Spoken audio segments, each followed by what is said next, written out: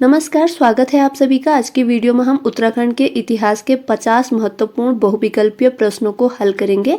तो शुरू करते हैं आज की वीडियो को। और यह बहुविकल्पीय प्रश्न मैंने बीएस नेगी की बुक से बनाए हुए हैं। तो शुरू करते हैं आज की वीडियो को। और यहाँ पर हम केवल प्रश्न और उनके उत्तर को ही पढ़ेंगे और साथ ही स्पष्टीकरण को भी समझेंगे। तो शुरू करते हैं आज की वीडियो को प्रश्न 1 से। तो यहाँ पर पहला प्रश्न है, उत्तराखंड के इतिहास का क्रमबद्ध वृत्तांत सर्वप्रथम किसके द्वारा लिखा गया है? तो यहाँ पर ऑप्शन ब यहाँ पर सही उत्तर है, एटकिंसन के द्वारा। और यहाँ पर स्पष्टीकरण में लिखा हुआ है कि उत्तराखंड के इतिहास का क्रमबद्ध वृत्तांत सर्वप्रथम एटकिंसन के द्वारा लिखा गया, जबकि इसे आगे बढ़ाने का श्रेय यशवंत सिंह कटोच, डॉक्टर यशोधर मठपाल और शिव प्रसाद डबराल आदि को जाता है। अगला प्रश्न है, महास्म संस्कृति से संबंधित आकृतियां द्वाराहाट के चंद्रेश्वर मंदिर के दक्षिण से प्राप्त हुई हैं और यहीं से लगभग कितने कप मार्क्स यानी ओखली समानांतर पंक्तियों में खुदे मिले? तो इन ऑप्शनों को हम ABCD में समझेंगे। तो इस प्रश्न का सही उत्तर ऑप्शन सी 200 कप मार्क्स है। तो स्पष्टीकरण में लिखा है कि द्वाराहाट के चंद्रेश्वर मंदिर के पास लगभग 200 कप मार्क्स 12 समांतर पंक्तियों में खुदे मिले हैं। महास्म संस्कृति की खोज 1877 में रिबेट कारनाग द्वारा की गई थी। तो यहाँ पर इंपॉर्टेंट पॉइंट आपको ध्यान रखना है कि महास्म संस्कृति की खोज 1877 में हुई थी और रिबेट कारनाग के द्वारा इसकी खोज की गई थी। अगला प्रश्न है, महास्मकालीन कपमार्क्स को किसने 7 भागों में विभाजित किया तथा टोंक एवं मूल्य जनजाति को महास्मकालीन बताया था? तो इस प्रश्न का सही उत्तर है ऑप्शन ए, MP जोशी ने। तो स्पष्टीकरण में दिया हुआ है कि MP जोशी ने कुमाऊं से प्राप्त महास्मकालीन कपमार्क्स को 7 भागों में विभाजित किया तथा टोंक एवं मूल्य जनजाति को महास्मकालीन बताया था MP जोशी ने। अगला प्रश्न है, उत्तराखंड में पुरातत्व का जनक किसे माना जाता है, जिन्होंने 1856 में देवीधुरा से महापाषाणकालीन पुरावशेषों की खोज की थी? तो इस प्रश्न का सही उत्तर है ऑप्शन बी, हेनवुड। तो स्पष्टीकरण में है कि उत्तराखंड में पुरातत्व का जनक हेनवुड को माना जाता है, जिन्होंने 1856 में देवीधुरा से महापाषाणकालीन पुरावशेषों की खोज की थी। अगला प्रश्न है, उत्तराखंड में आने वाली प्रथम प्रजाति किसे माना जाता है, जिनके दिखने में कुरूप और कद को छोटा बताया गया है? तो ऑप्शन सी इस प्रश्न का सही उत्तर है, कोल प्रजाति। और स्पष्टीकरण में है, कोल प्रजाति उत्तराखंड में आने वाली प्रथम प्रजाति थी। पूरा साहित्यिक ग्रंथों में इनका वर्णन मुंड या सवर नाम से मिलता है। ये लिंग पूजा भी करते थे, तो यह भी आपको ध्यान रखना है। अगला प्रश्न है, महाभारत के सभा पर्व के अनुसार खस लोग महाभारत के युद्ध में किसकी ओर से लड़े थे? तो इस प्रश्न का सही उत्तर है ऑप्शन बी, कौरव की ओर से। स्पष्टीकरण में है, महाभारत के सभा पर्व के अनुसार खस लोग महाभारत के युद्ध में कौरव की ओर से लड़े थे। और राजशेखर की काव्य मीमांसा के अनुसार मध्य हिमालय में कार्तिकेयपुर नगर में खसाधिपति का राज्य था। तो यह भी आपको ध्यान रखना है। अगला प्रश्न है, अल्मोड़ा की लाखों गुफा की खोज 1968 में किसके द्वारा की गई, जो सुयाल नदी के तट पर बाड़ेछिना के निकट स्थित है? तो इस प्रश्न का सही उत्तर है ऑप्शन बी, MP जोशी ने। तो स्पष्टीकरण में दिया है कि अल्मोड़ा के बाड़ाछिना के पास सुयाल नदी के तट पर स्थित लाखों गुफा की खोज 1968 में डॉक्टर MP जोशी द्वारा की गई। यहाँ पशु और मानव के रंगीन शैल चित्र प्राप्त हुए हैं। अगला प्रश्न है, गढ़वाल विश्वविद्यालय द्वारा 1983 और 2001 में मलारी गांव का सर्वेक्षण किया गया, जो चमोली जिले के किस सीमा पर स्थित है? तो ऑप्शन बी यहाँ पर सही उत्तर है, तिब्बत सीमा पर। और स्पष्टीकरण में है, मलारी गांव चमोली जिले से सुदूर तिब्बत सीमा पर स्थित है, जहां से 5.2 किलो का मुखावरण, एक पशु का पूर्ण कंकाल जो कि है वृषभ जुबू तथा मिट्टी के बर्तन प्राप्त हुए हैं। अगला प्रश्न है, खस प्रजाति में झटेला प्रथा क्या थी? तो इस प्रश्न का सही उत्तर है ऑप्शन बी, पहले पति से उत्पन्न पुत्र को झटेला कहा जाता है। और इसके अलावा खस प्रजाति में टिकवा प्रथा और देवदासी प्रथा भी प्रचलित थी। तो इस प्रश्न का सही उत्तर ऑप्शन बी है। अगला प्रश्न है, उत्तराखंड इतिहास के काल खंडों के अंतर्गत प्रागैतिहासिक काल, आद्य ऐतिहासिक काल और ऐतिहासिक काल में विभाजन का मुख्य आधार क्या है? तो इस प्रश्न का सही उत्तर है ऑप्शन बी, लिखित साक्ष्यों की उपलब्धता व अपूर्णता। तो स्पष्टीकरण में दिया गया है कि प्रागैतिहासिक काल, आद्य ऐतिहासिक काल और ऐतिहासिक काल का विभाजन लिखित साक्ष्यों की उपलब्धता, लिपि की पहचान और उनकी बोधगम्यता के आधार पर किया गया है। अगला प्रश्न है, गढ़वाल क्षेत्र के प्राचीन नामों में बद्रिकाश्रम क्षेत्र, तपोभूमि व केदारखंड के अलावा इसकी लंबाई व चौड़ाई कितनी बताई गई है? तो इस प्रश्न का सही उत्तर है ऑप्शन बी, 50 योजन लंबी और 30 योजन चौड़ी। स्पष्टीकरण में दिया गया है, गढ़वाल क्षेत्र की प्राचीन सीमाओं की लंबाई 50 योजन यानी 200 मील व चौड़ाई 30 योजन यानी 120 बताई गई है। और केदारखंड व मानसखंड का विभाजन बधान क्षेत्र या नंदा देवी पर्वत करता है। अगला प्रश्न है, ऋग्वेद के अनुसार किस क्षेत्र में असुर राजा संबर के 100 गौड़ों को इंद्र व सुदास ने नष्ट किया था? तो ऑप्शन 20 प्रश्न का सही उत्तर है गढ़वाल क्षेत्र। स्पष्टीकरण में दिया गया है, ऋग्वेद के अनुसार गढ़वाल क्षेत्र में असुर राजा संबर के 100 गौड़ों को इंद्र व सुदास ने नष्ट किया था और इस क्षेत्र के प्राणा गांव में प्रलय के बाद सप्तऋषियों ने प्राणों की रक्षा की थी। अगला प्रश्न है, ऐत्रेय ब्राह्मण ग्रंथ में उत्तराखंड के लिए किस शब्द का प्रयोग किया गया है? तो इस प्रश्न का सही उत्तर ऑप्शन बी है उत्तर कुरु। और स्पष्टीकरण में दिया गया है, ऐत्रेय ब्राह्मण ग्रंथ में उत्तराखंड के लिए उत्तर कुरु शब्द का प्रयोग हुआ है, जबकि दक्षिण में कुरु मेरठ है यहाँ पर, तो मेरठ हस्तिनापुर के लिए हुआ है। कौशितकी ब्राह्मण ग्रंथ में वाग देवी का निवास स्थान बद्रिकाश्रम बताया गया है। अगला प्रश्न है, महाभारत के वन पर्व के अनुसार केदारनाथ को क्या कहा गया है? तो ऑप्शन ए इस प्रश्न का सही उत्तर है भृंगतुंग। स्पष्टीकरण में दिया गया है, महाभारत के वन पर्व में केदारनाथ को भृंगतुंग कहा गया है। महाभारत के वन पर्व के अनुसार उस समय गढ़वाल क्षेत्र में पुलिंद व किरात जातियों का आधिपत्य था। अगला प्रश्न है, ल्वेथाब जो कि अल्मोड़ा में है, तो यहाँ पर है ल्वेथाब अल्मोड़ा से प्राप्त 3 शैल चित्रों का क्या अर्थ होता है, यानी ल्वेथाब का क्या अर्थ है? तो इसका अर्थ है रक्त चित्र होता है। तो यहाँ पर स्पष्टीकरण में दिया गया है कि ल्वेथाब जो कि अल्मोड़ा में है, तो ल्वेथाब अल्मोड़ा जिले से लाल रंग में चित्रित 3 शैल चित्र प्राप्त हुए हैं तथा ल्वेथाब के शैल चित्रों में मानव को शिकार करते और हाथ में हाथ डालकर नृत्य करते दिखाया गया है। अगला प्रश्न है, बौद्ध साहित्य की पाली भाषा में उत्तराखंड के लिए किस शब्द का प्रयोग किया गया है? तो ऑप्शन बी से उत्तर है हिमवंत। स्पष्टीकरण में है, बौद्ध साहित्य की पाली भाषा में उत्तराखंड के लिए हिमवंत शब्द का प्रयोग किया गया है। ऋग्वेद में आर्यों की 5 जातियों का उल्लेख किया गया है। अगला प्रश्न है, कुलिंद वंश का सबसे शक्तिशाली शासक कौन था? तो ऑप्शन 20 प्रश्न का सही उत्तर है अमोघ भूति। स्पष्टीकरण में दिया गया है, कुलिंद वंश का सबसे शक्तिशाली शासक अमोघ भूति था। इसकी रजत व तांबे की मुद्राएं ब्यास से लेकर अलकनंदा तक तथा दक्षिण में सुनेत से लेकर बेहद तक प्राप्त हुई है। अगला प्रश्न है, यौधेय गणराज्य की मुख्य भूमिका किस क्षेत्र में रही तथा इनकी मुद्राएं कहां से प्राप्त हुई? तो ऑप्शन है इस प्रश्न का सही उत्तर है जौनसार बाबर देहरादून तथा कालू डांडा लेंसडाउन से। अगला प्रश्न है, कालसी अभिलेख में यहाँ के निवासियों के लिए किस शब्द का प्रयोग किया गया है? तो ऑप्शन 20 प्रश्न का सही उत्तर है पुलिंद एवं अप्रांत। स्पष्टीकरण में दिया गया है, कालसी अभिलेख में यहाँ के निवासियों के लिए पुलिंद तथा इस क्षेत्र के लिए अप्रांत शब्द का प्रयोग हुआ है। कालसी का प्राचीन नाम शुद्धनगर या कालकूट था, जो कुलिंदों की राजधानी भी रही। अगला प्रश्न है, देहरादून के जगत ग्राम में अश्वमेध यज्ञ का अनुष्ठान किस गोत्रीय वंश के शासक शीलवर्मन ने कराया था? तो इस प्रश्न का सही उत्तर है ऑप्शन ए गोत्रीय वंश, जो कि कालसी में था। स्पष्टीकरण में दिया हुआ है, गोत्रीय वंश के प्रतापी शासक शीलवर्मन ने देहरादून के जगत ग्राम में बाढ़ वाला यज्ञ वेदिका का निर्माण कराया तथा यमुना तट पर 4 अश्वमेध यज्ञ किए। अगला प्रश्न है, कर्ण आश्रम वर्तमान में पौड़ी जिले कोटद्वार में किस नदी के तट पर स्थित है, जहां दुष्यंत व शकुंतला के प्रेम प्रसंग की कथा प्रसिद्ध है? तो ऑप्शन ए इस प्रश्न का सही उत्तर है मालिनी नदी। स्पष्टीकरण में दिया गया है, कर्ण आश्रम पौड़ी जनपद कोटद्वार में मालिनी नदी के तट पर स्थित है, जहां शकुंतला गुरु विश्वामित्र व अप्सरा मेनका की पुत्री थी और राजा दुष्यंत हस्तिनापुर के शासक थे। अगला प्रश्न है, तो यहाँ पर थोड़ा आप ठीक कर लीजिएगा, यहाँ पर है कूर्मांचल। तो कूर्मांचल शब्द का सर्वप्रथम अभिलेखीय उल्लेख किस मंदिर के शिलालेख में मिलता है? तो इस प्रश्न का सही उत्तर ऑप्शन बी है नागनाथ मंदिर चंपावत से। और यहाँ पर स्पष्टीकरण में दिया गया है कि कूर्मांचल शब्द का सर्वप्रथम अभिलेखीय उल्लेख कल्याण चंद्र के चंपावत स्थित नागनाथ मंदिर शिलालेख में मिलता है। और रुद्रचंद्र का एक नाटक है उषा रागोदय और इसमें कुर्मागिरी शब्द का उल्लेख किया गया है। तो कूर्मांचल और कुर्मागिरी शब्द आपको याद रखने हैं।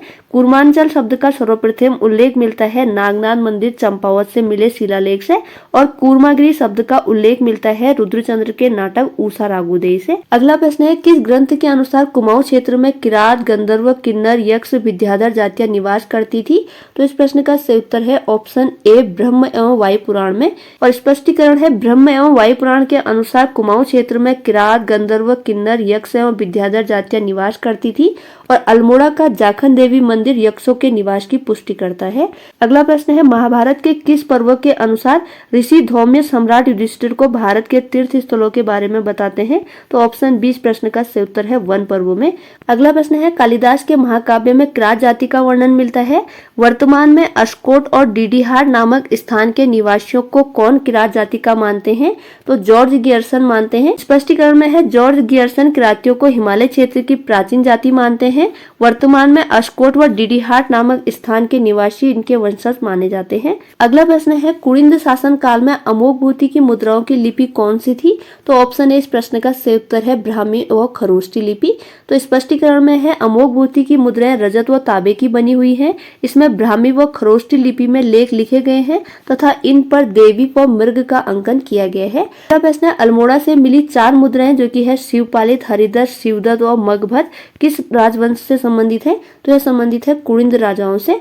स्पष्टीकरण में दिया गया है अल्मोड़ा से मिली 4 मुद्राएं शिवपालित, हरिदत्त, शिवदत्त व मगभद्द कुलिंद राजाओं से संबंधित हैं तथा ब्रिटिश संग्रहालय लंदन में सुरक्षित हैं। अगला प्रश्न है किसने मोर्फोलॉजी ऑफ कुलिंदा कॉइन्स नामक पुस्तक की रचना की? तो इस प्रश्न का सही उत्तर है ऑप्शन ए एमपी जोशी ने। और स्पष्टीकरण में दिया हुआ है मोर्फोलॉजी ऑफ कुलिंदा कॉइन्स नामक पुस्तक की रचना एमपी जोशी ने की थी, जिसमें 8 कुलिंद नरेशों के नामों का उल्लेख मिलता है। अगला प्रश्न है उत्तराखंड में कुषाणकालीन मुद्राएं कहां से प्राप्त हुई हैं? तो ऑप्शन ए में है तराई क्षेत्रों से। स्पष्टीकरण में दिया हुआ है कि कुषाणकालीन मुद्राएं वीरभद्र जो कि ऋषिकेश में है, मोरध्वज कोटद्वार में है और गोविशाण काशीपुर से प्राप्त हुई है। गोविशाण सिक्कों की खोज 1960 में केपी नौटियाल ने की थी। अगला प्रश्न है भारत में सर्वाधिक शुद्ध सोने के सिक्के किस राजवंश ने जारी किए थे? तो ऑप्शन 20 प्रश्न का सही उत्तर है कुषाण वंश ने। स्पष्टीकरण में दिया हुआ है कि भारत में सर्वाधिक शुद्ध सोने के सिक्के कुषाणों ने जारी किए थे और रेशम मार्ग पर नियंत्रण करने वाले एकमात्र शासक कनिष्क थे। अगला प्रश्न है तो यहाँ पर कनिष्क नहीं है, यहाँ पर है हुविस्क। तो यहाँ पर है प्रश्न है हुविस्क की 44 स्वर्ण मुद्राएं मुनि की रेती से किस वर्ष से प्राप्त हुई थी? तो इस प्रश्न का सही उत्तर है ऑप्शन बी 1972 ईस्वी में। स्पष्टीकरण में दिया हुआ है कि हुविस्क की 44 स्वर्ण मुद्राएं मुनि की रेती 1972 में प्राप्त हुई। कुषाण शासक वासुदेव द्वितीय की 3 स्वर्ण मुद्राएं गोविशाण टीले से प्राप्त हुई हैं। तो हुविस्क की 44 स्वर्ण मुद्राएं मुनि की रेती से 1972 में प्राप्त हुई थी और कुषाण शासक वासुदेव द्वितीय की 3 स्वर्ण मुद्राएं गोविशाण टीले से प्राप्त हुई हैं। अगला प्रश्न है देहरादून के जगत ग्राम में अश्वमेध यज्ञ कराने वाले सीलवर्मन किस वंश के प्रतापी शासक थे? तो इस प्रश्न का अध्ययन हमने पहले भी कर लिया है। तो इस प्रश्न का सही उत्तर है गोत्रीय वंश जो कि कालसी में था। अगला प्रश्न है कुलूत वंश कांगड़ा जिले की किस घाटी में शासन कर रहा था? तो ऑप्शन ए सही उत्तर है कुल्लू घाटी में। स्पष्टीकरण में है कुलूत वंश कांगड़ा जिले की कुल्लू घाटी में शासन कर रहा था। कुलूत वंश की जानकारी बृहद संहिता व मुद्रा राक्षस से भी मिलती है। अगला प्रश्न है काशीपुर का प्राचीन नाम क्या था जो आद्य ऐतिहासिक काल में मित्र वंश का उल्लेख से संबंधित है? तो इस प्रश्न का सही उत्तर है ऑप्शन ए गोविशाण।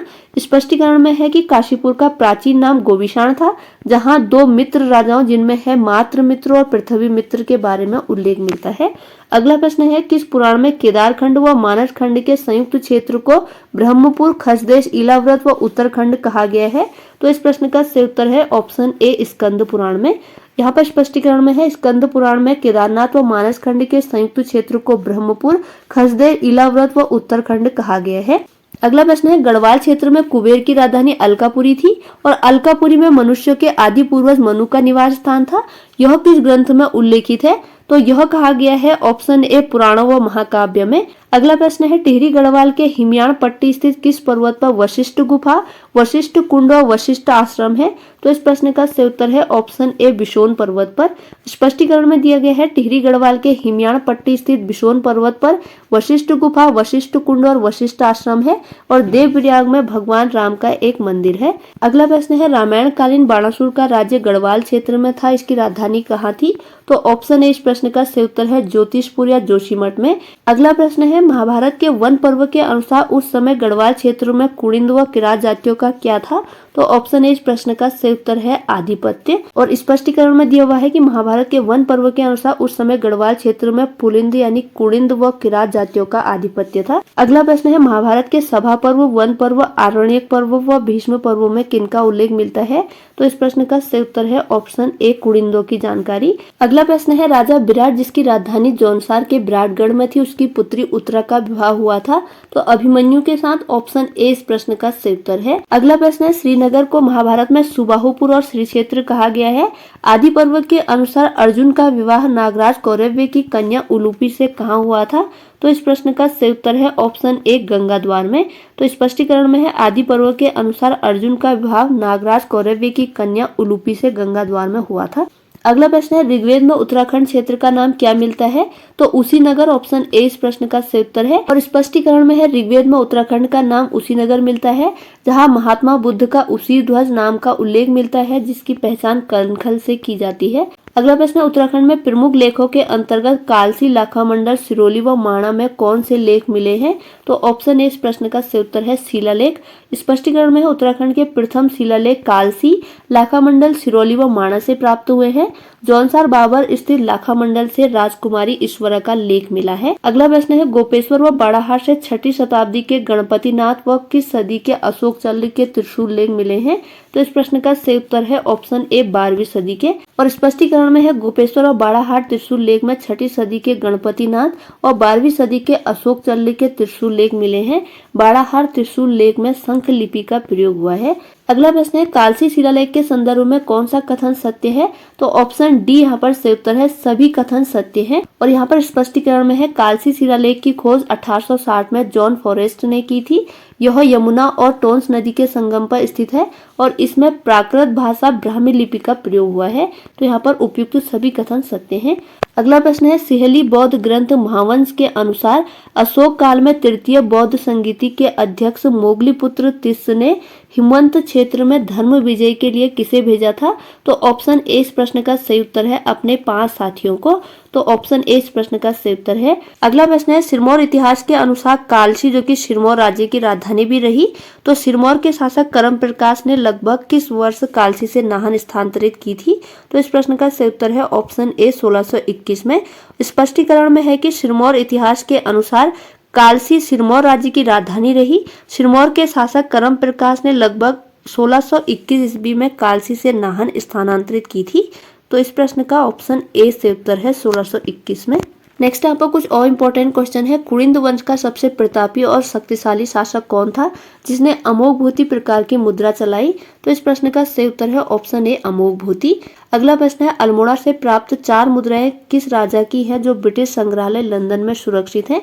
तो ऑप्शन ए इस प्रश्न का सही उत्तर है शिवपालित, हरिदत्त, शिवदत्त और मगभट्ट। इसका अध्ययन हमने पहले भी किया है।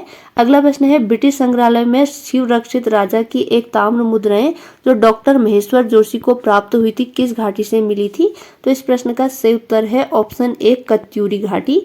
और यहाँ पर स्पष्टीकरण में है ब्रिटिश संग्रहालय में शिव रक्षित राजा की एक ताम्र मुद्रा जो डॉक्टर महेश्वर जोशी को प्राप्त हुई थी कत्यूरी घाटी से मिली। तो इस प्रश्न का सही उत्तर ऑप्शन ए है। अगला प्रश्न है कुषाणों का शक्तिशाली शासक कौन था जिसने रेशम मार्ग पर नियंत्रण रखा और कनिष्क के बाद उसका उत्तराधिकारी कौन बना? तो इस प्रश्न का सही उत्तर है ऑप्शन ए हुविस्क। और स्पष्टीकरण में है कुषाणों का शक्तिशाली शासक कनिष्क था और कनिष्क के बाद उसका उत्तराधिकारी हुविस्क बना था। हुविस्क की 44 स्वर्ण मुद्राएं मुनि की रेती से 1972 में प्राप्त हुई थी। अगला प्रश्न है यमुना सतलज के मध्य यौधेय वंश को किसने पराजित किया था? तो ऑप्शन ए इस प्रश्न का सही उत्तर है समुद्रगुप्त ने। तो यमुना सतलज के मध्य यौधेय वंश को समुद्रगुप्त ने पराजित किया था। समुद्रगुप्त की प्रयाग प्रशस्ति से इसकी जानकारी मिलती है। अगला प्रश्न है देहरादून के जगत ग्राम में अश्वमेध यज्ञ का अनुष्ठान किसने कराया था? तो गोत्रीय वंश के शासक शीलवर्मन ने। अगला प्रश्न है कुलूत वंश कांगड़ा जिले की किस घाटी में शासन कर रहा था? तो इसका अध्ययन हमने पहले भी किया था कुल्लू घाटी में। अगला प्रश्न है काशीपुर जिसका प्राचीन नाम गोविशाण भी है, तो काशीपुर में मित्र वंश के अंतर्गत किन 2 राजाओं के नाम का उल्लेख मिलता है?